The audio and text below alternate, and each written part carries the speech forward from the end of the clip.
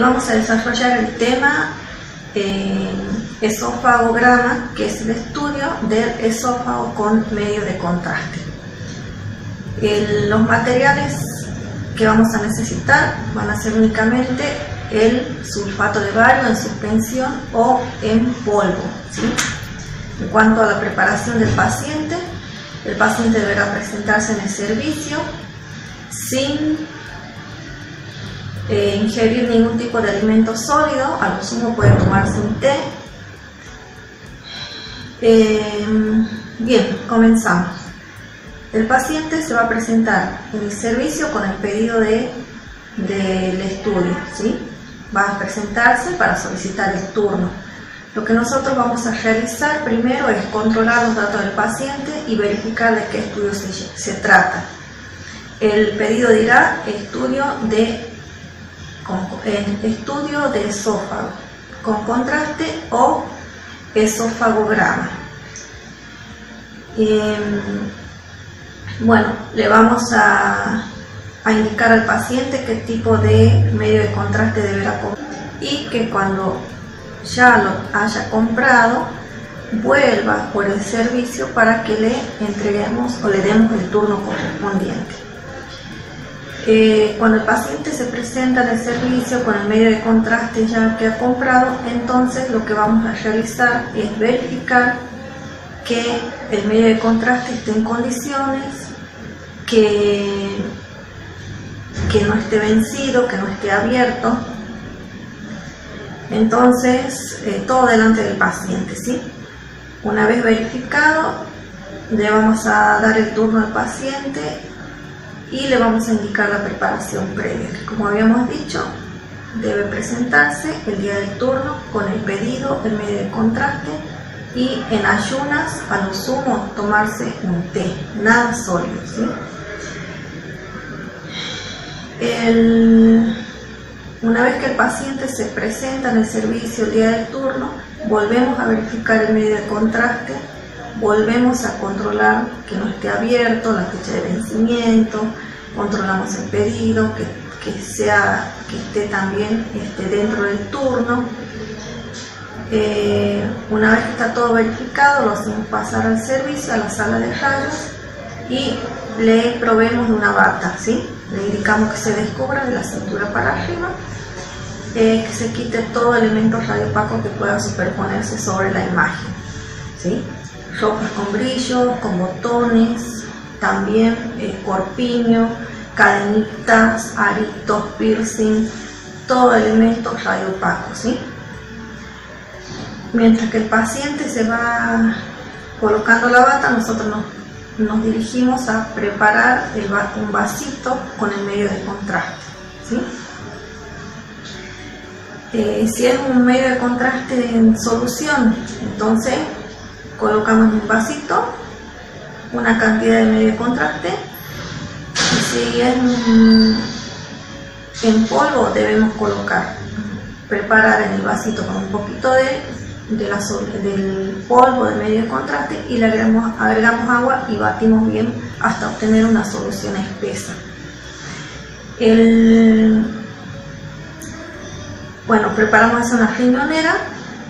En caso de que el paciente no pueda beber directamente del vaso, le vamos a proveer de un sorbete que vamos a colocar dentro del vaso para que pueda beber el medio de contraste. Esto en el caso del adulto, ¿sí? Lo vamos a ubicar, pedir que se pare frente a la mesa de radioscopía, que va a estar ubicada en el sentido vertical. El paciente apoyará la espalda en la mesa de radioscopía. Se va a hacer un paneo radioscópico de los campos pulmonares y cardíaco. Una vez que el médico radiólogo realizó el paneo radioscópico, lo que se va a realizar es ubicarlo al paciente en una posición oblicua derecha o en posición oblicua izquierda, y se le va a dar el vasito con el medio de contraste al paciente. Se le va a dar un sorbo, se le va a pedir que tome un sorbo y que trague, ¿sí? Mientras tanto, el médico, ¿qué va a hacer? Va a hacer un control a través de la pantalla de radioscopía para descartar una posibles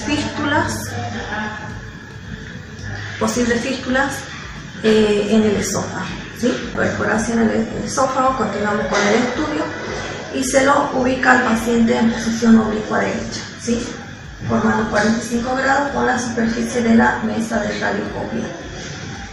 Con la mano derecha va a tomar el vasito con el medio de contraste, va a tomar un sorbo y luego va a colocar un sorbo grande en la boca sin tragar, ¿sí?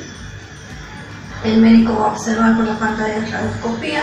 Si el médico solicita, le vamos a realizar también la radiografía, ¿sí? Para ello vamos a ubicar un chasis 18 x 24 o 24 x 30. El chasis va a estar en sentido vertical y siempre marcando el lado derecho o señalando el lado derecho del paciente.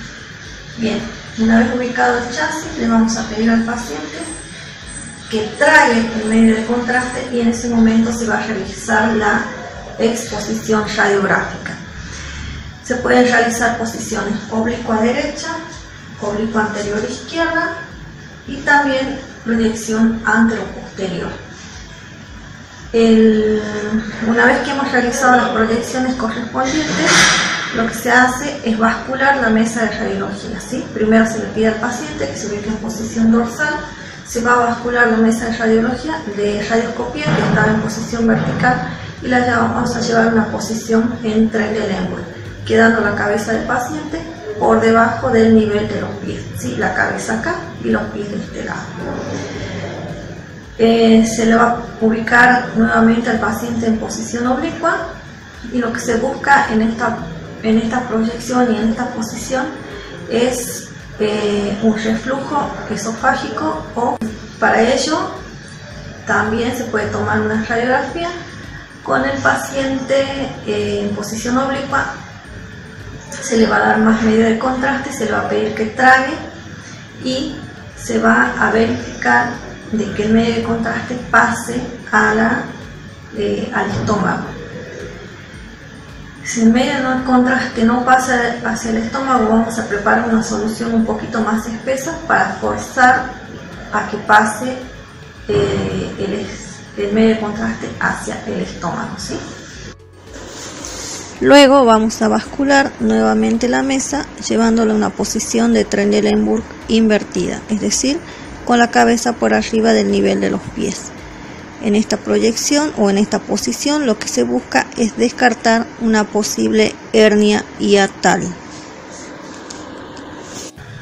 Una vez que hemos terminado las radiografías o se terminó el estudio, le vamos a pedir al paciente que se levante, que se coloque nuevamente la ropa y le vamos a explicar que las radiografías van a pasar a la historia clínica, ¿sí? Con el informe correspondiente, que él deberá pedir el turno con su médico para que pueda darle el diagnóstico con respecto a ese estudio.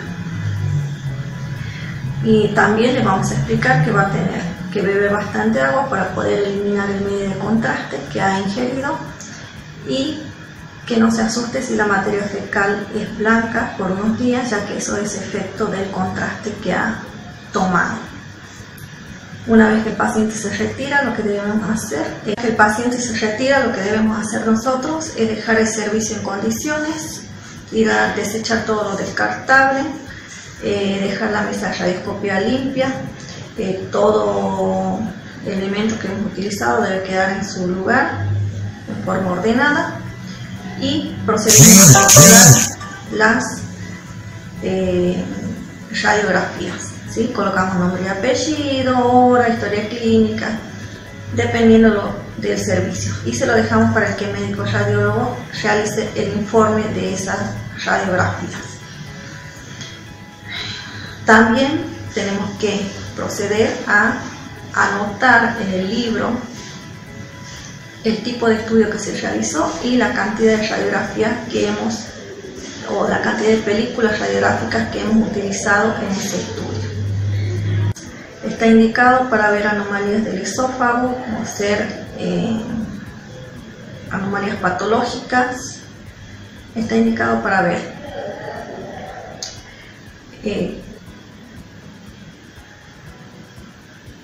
esta radiografía está indicada para ver cuerpos extraños, ¿sí? Podemos ver cuerpos. Recuerden que los cuerpos extraños pueden ser rayopacos y radiotransparentes. En el caso de los rayopacos, se pueden ver fácilmente con una radiografía convencional. En cambio, los elementos como por ejemplo monedas, alfileres, todo elemento metálico, ¿sí? En cambio, los elementos radiotransparentes como son espinas de pescado, huesos de pollo, no son fácilmente de ver en una radiografía convencional, por lo que se concurre a este método, ¿sí? Para ello se le da al paciente que beba una pequeña cantidad de medida de contraste para poder observar el trayecto, ¿sí? En caso de que sea una espina de pescado, por ejemplo, a veces produce una perforación. Lo que nos va a permitir el medio de contraste es ver esa posible perforación. ¿Cómo lo vamos a verificar? Va a haber paso de medio de contraste hacia el sistema respiratorio. En caso de que no haya perforado, bueno, va a pasar libremente, pero va a dibujar los contornos de ese elemento que se encuentra en el esófago, ¿sí? Ese cuerpo extraño que se encuentra adherido en el esófago. En caso de que sea el elemento esté obstruyendo totalmente el esófago, se va a ver un nivel, ¿sí? Va a pasar el medio de contraste y va a llegar hasta donde se encuentra el elemento y se va a ver una línea, ¿sí? Que muestra el nivel y no permite pasar el medio de contraste hacia abajo, ¿sí? Luego también podemos encontrar o se pueden determinar diferentes patologías, que la vamos a ver a continuación en las siguientes imágenes. En el estudio contrastado, el esófago se presenta como una banda opaca. En la posición postero-anterior, el esófago se presenta como una banda opaca situada en la línea media hasta la cuarta vértebra dorsal. A veces se observa ligeramente desviada a la izquierda a la altura de la cuarta dorsal y correspondiendo al callado de la aorta se dirige hacia la derecha y desde allí sigue nuevamente la línea media para desviarse en su extremidad inferior hacia la izquierda a fin de atravesar el hiato diafragmático hasta comunicarse con el estómago. Se observa en la imagen, en la proyección de frente, el esófago torácico no es de calibre uniforme, sino que presenta zonas bien determinadas en las cuales el calibre está disminuido, alternando con zonas de calibre normal. En el número 1 podemos observar la impresión del callado de la aorta o impresión aórtica, y con el número 2 observamos la impresión bronquial izquierda, ¿sí? Que está dada por el bronquio izquierdo. El calibre normal del esófago oscila entre 20 y 25 milímetros, ¿sí? De la región de mayor distensión o calibre. En las proyecciones oblicuo anterior derecha y oblicuo anterior izquierda del esófago, podemos observarla que aparece en el mediastino posterior, entre la imagen de la columna dorsal y la imagen del cardiovascular. Se observan a la izquierda de ustedes, se observa la imagen de la columna y a la derecha de ustedes la imagen del corazón. Entre ambas se encuentra la imagen del esófago, ¿sí? En color negro. Comenzando con la proyección oblicua anterior derecha, presenta 3 impresiones o estrechamientos normales. El primero, que es la impresión aórtica, que está dada por el callado de la aorta. El segundo, que es la impresión bronquial, que está dada por el bronquio izquierdo. Y el tercero, la impresión auricular izquierda, que está dada por la aurícula izquierda del corazón. En la proyección oblicua anterior izquierda del esófago también se observan las 3 impresiones descritas anteriormente. En el borde posterior, la impresión aórtica, ¿sí? Con el número 1. En el en el borde anterior la impresión bronquial con el número 2 y a la altura de la aurícula izquierda se presenta la impresión auricular izquierda. También tengamos en cuenta la longitud normal del esófago, es alrededor de 16 centímetros, extendiéndose de la horquilla external hasta el hiato esofágico del diafragma. Debe tener bordes netos y regulares y el relleno es normalmente uniforme. El peristaltismo en condiciones normales es difícil de apreciar cuando el medio de contraste empleado es espeso y el examen. En posición de cúbito es posible observar muescas en la mitad inferior del esófago que expresan el peristaltismo. Y la mucosa la podemos observar una vez que el medio de contraste ha pasado, dejando impregnada la mucosa con una pequeña cantidad del mismo y en posición en decúbito. Región esófago cardiotuberositaria.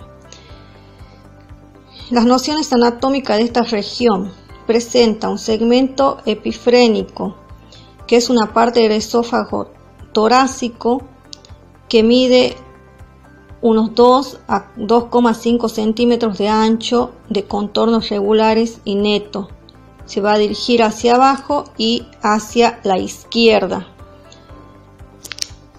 Se puede observar pliegues mucosos longitudinales, finos y paralelos, y este segmento se dilata en inspiración profunda y mediante la maniobra de Valsalva, constituyéndose la ampolla frénica.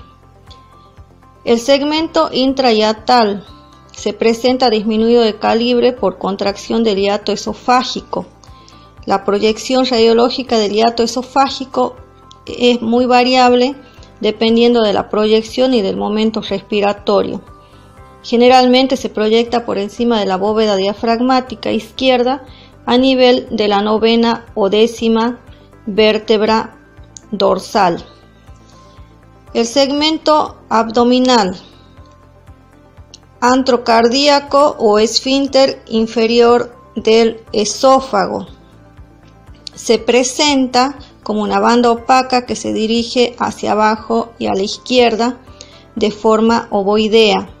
Tiene una longitud variable aproximadamente de 3 a 4 centímetros, aunque a veces el segmento no existe. El cardias. Su aspecto radiológico es distinto según se lo observe abierto o cerrado. Cuando está abierto va a presentarse como una imagen opaca, redonda u oval de tamaño variable, al que confluyen los pliegues mucosos.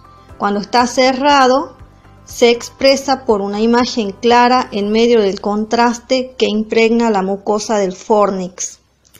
El fornix gástrico o tuberosidad mayor o fundus, en el examen directo con la posición vertical, se puede observar la imagen radiotransparente homogénea dada por la presencia de la cámara de aire. Si le suministramos medio de contraste varitado, se va a observar en la posición de cúbito dorsal y Trendelenburg el fornix lleno de medio de contraste. Si llevamos a la posición de cúbito abdominal, el fornix va a presentar una imagen con contraste, pero de la mucosa o de los pliegues mucosos, con un aspecto reticulado muy variable.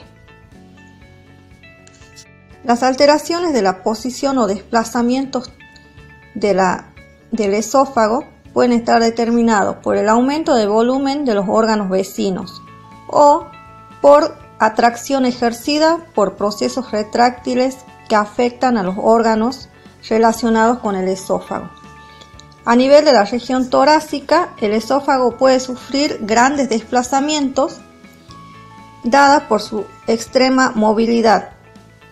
Primero, el aumento de la aurícula izquierda está causado por afecciones de la válvula mitral.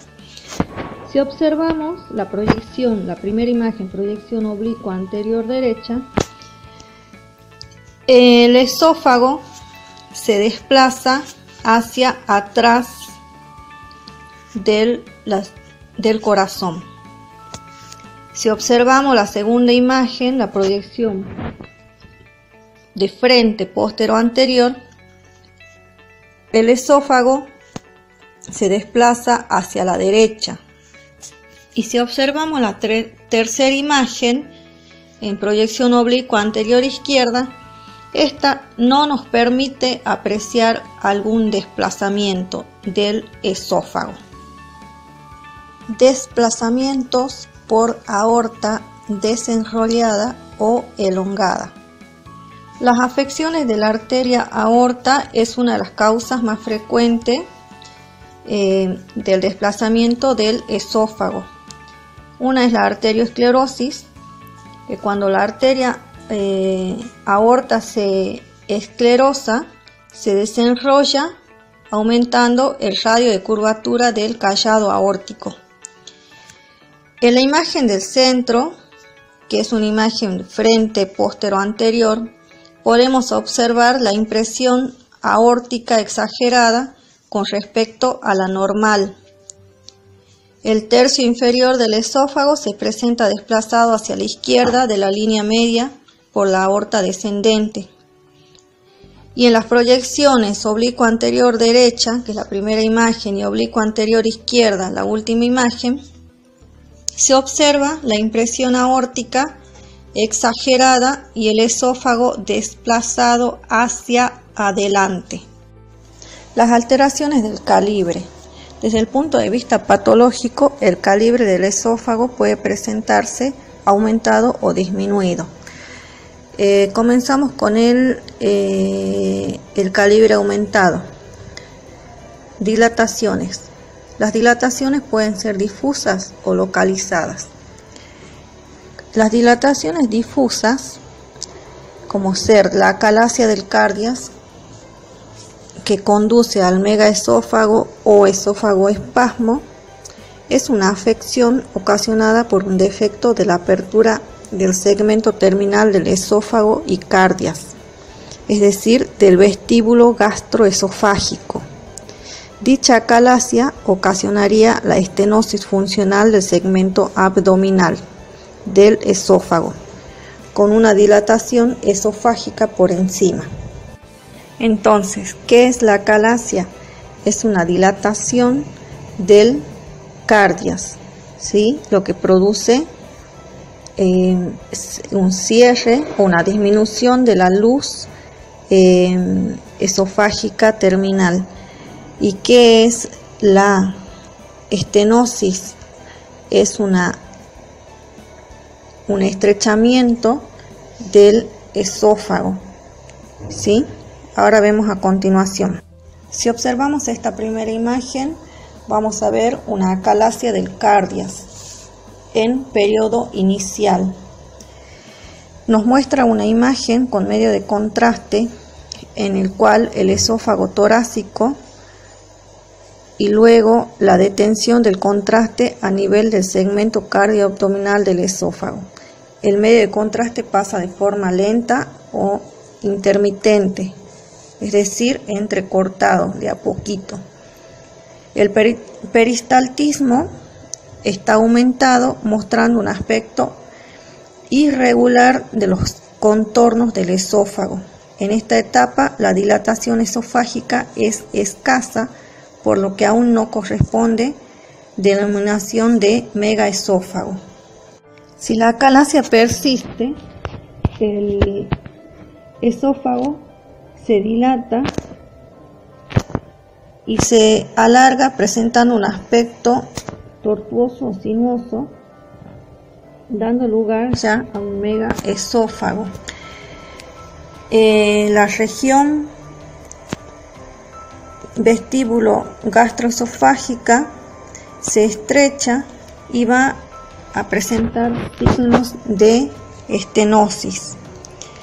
Con el medio de contraste se puede visualizar el llenado del esófago, el paso lento de medio de contraste, y en ocasiones ya no se puede visualizar una cámara gástrica. Si observamos esta imagen, es una teleradiografía de tórax sin contraste, ¿sí? Es una radiografía directa de tórax. Nos muestra que cuando el megaesófago o dilatación, es decir, la dilatación del esófago está avanzada, es fácil de visualizar en una radiografía directa de tórax. La dilatación se extiende a todo el mediastino, ¿sí? Por lo que la imagen se exterioriza en el borde derecho del mediastino, debido a que la evacuación del esófago presenta un retardo notable debido a la falta de actividad peristáltica, por lo que hay una gran retención de líquidos y alimentos, que es lo que va a permitir visualizar el esófago o megaesófago en una radiografía directa de tórax. Como habíamos dicho, cuando hay un megaesófago o un dólico megaesófago, el pasaje de los alimentos va a ser mucho más lento, ¿sí? Por lo que para realizar un estudio contrastado, lo que se debe hacer es un lavaje esofágico para poder realizar el examen radiográfico y radiológico, y sin falsas imágenes dadas por el alimento que se encuentra en el esófago, y para descubrir irregularidades en los pliegues, alguna complicación de la calasia o algún cáncer asociado al megaesófago. Otras causas de la dilatación difusa son la estenosis del cardias y del esófago abdominal por neoplasia infiltrativa. ¿Qué es la neoplasia infiltrativa? Es un cáncer invasivo, es decir, que el cáncer se desencadena más allá de la capa de tejido en el cual comenzó y crece en los tejidos sanos que lo rodean. Continuamos con las dilataciones localizadas. Las dilataciones localizadas pueden presentarse en forma de divertículos. Los divertículos, ¿qué es? Es una dilatación saxiforme, es decir, en forma de saco de la pared esofágica que comunica con la luz del esófago. Acá tenemos la imagen, un divertículo epifrénico que se localiza a nivel del esófago terminal, es decir, a nivel de la última porción del esófago, por encima del diafragma. Todas estas imágenes que hemos visto hasta el momento de las alteraciones del calibre del esófago fueron en proyección de perfil. Ahora tenemos una imagen en proyección oblicua anterior derecha, en la que podemos observar un divertículo epibrónquico. Este se localiza a nivel del esófago torácico, a la altura del bronquio fuente izquierdo, ¿sí? Con el número 1. Y con el número 2 pueden observar el esófago desplazado hacia adelante. Además de estos divertículos, también pueden presentarse otros, como ser el divertículo faringoesofágico, que limita con la faringe y el esófago, y también los divertículos epicárdicos, que se localizan a nivel del esófago abdominal, que es infradiafragmático, es decir, que se encuentra por debajo del diafragma. Bien. Terminando con las imágenes de dilataciones localizadas, acá tenemos divertículos funcionales. En la primera imagen está representado un esófago en rosario o cascanueces. Este presenta múltiples ondulaciones con múltiples segmentos contraídos de forma simultánea y descoordinada en el esófago. En la segunda imagen tenemos un esófago de tirabuzón o sacacorchos. Es la ausencia intermitente de la peristaltis esofágica primaria, ¿sí? Recuerden que ambas patologías se encuentran o se presentan en el esófago torácico. Ahora le dejo algunas imágenes con medio de contraste. Acá tenemos el divertículo epifrénico, ¿sí? Recuerden que se encuentra por encima del diafragma. Si observan la imagen de la derecha, también presenta un divertículo de Zenker, ¿sí? Que se encuentra por arriba del cricofaríngeo. Acá tenemos una imagen de esófago en tirabuzón. Si observan la forma, tiene la forma de un tirabuzón, ¿sí? O sacacorcho, como esta imagen. Luego tenemos la imagen de un esófago en rosario. Si observan, son similares a un rosario, ¿sí? Son dilataciones con sucesivos estrechamientos. Además, este lleva el nombre de esófago en cascanueces. ¿Por qué? Porque se parece a esta imagen, ¿sí? De una pinza cascanueces.